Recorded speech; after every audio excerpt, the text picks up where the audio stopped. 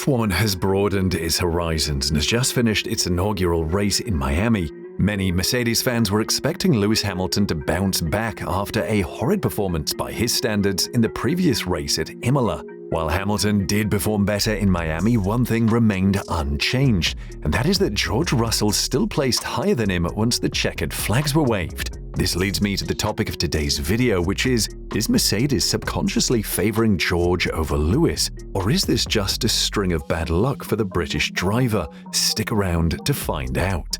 To say that this season has been underwhelming for Lewis is an understatement. From not getting out of Q1 in Jeddah to not even placing within the top 10 in Imola, Lewis has set a few career lows within the first 5 races of the season. And probably the worst part of all of this is that his new teammate George Russell has finished within the top 5 in all of those races and is the only one on the whole grid that has been able to do so.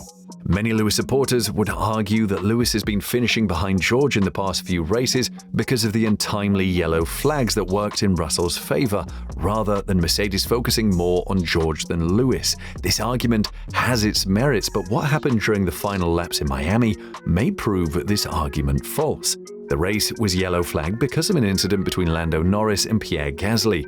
Mercedes would automatically take the opportunity to pit George because he still hadn't pitted up to that point of the race. While this was considered a no-brainer move by most Mercedes fans, the fact that Mercedes didn't pit Hamilton under the safety car was possibly a mistake. At the time that Russell was pitted, Bottas was in the middle of the two Mercedes, with Lewis having a 30-second gap to the next car behind him, which was Alpine's Fernando Alonso.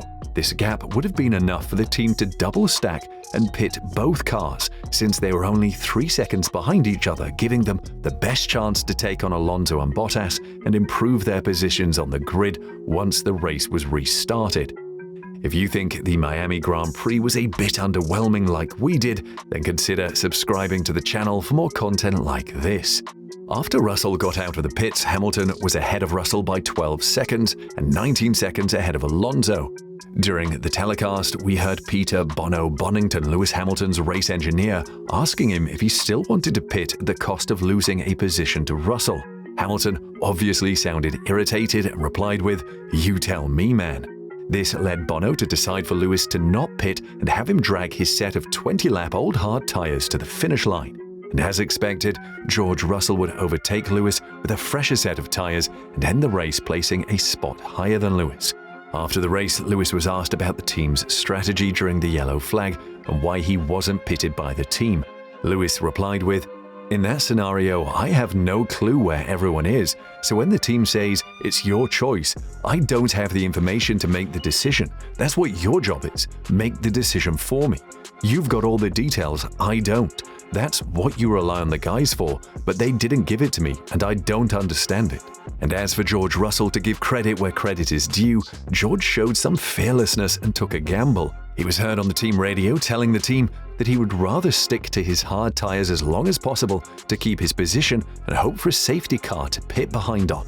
And that is exactly what happened for him and what helped him continue his streak of being the only driver on the grid with a top 5 finish in every race this season. After the race, George was asked about his scrap with Hamilton after the restart, to which he replied with, "When you're battling with your teammate, you've got to show respect, a bit more room than normal. The move was a bit tricky. I went a bit wide, but it's so dirty offline around this circuit. Obviously, it was clear I went off the track and had to do it all over again. I enjoyed it and I think there's good respect between us. But Lewis was unlucky. When you're on 20-lap old hard tyres, there's not a lot you can do really." Jenson Button, Sky Sports F1 commentator and former F1 champion himself, agreed that Lewis was beyond unlucky in Miami, saying, "He says that he hasn't been lucky with strategy. To be fair, everyone was on the same strategy as him, except for his teammate. Really tough for Lewis today, and in that decision-making, it is really difficult. You're under pressure and the team is saying, 'Oh, you'll lose places,' but I don't want to lose places. But really tough for him because he's had good pace this weekend." Former driver and pundit Danica Patrick also reported that there's a downbeat attitude within the team, even though they bagged the team points this past race. Danica also said that Hamilton was visibly irritated and that it's starting to look like George Russell is the one who is rallying the team and keeping everyone positive.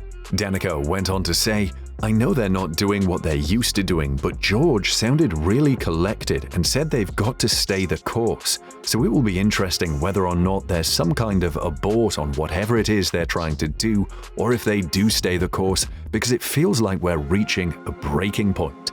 But what do you think? Is this the season Lewis lets go of the reins and has his predecessor George Russell step up? Or will the tides change and Lewis comes back to his old form sooner rather than later? Let us know in the comment section below, and don't forget to like and subscribe to DRS Zone.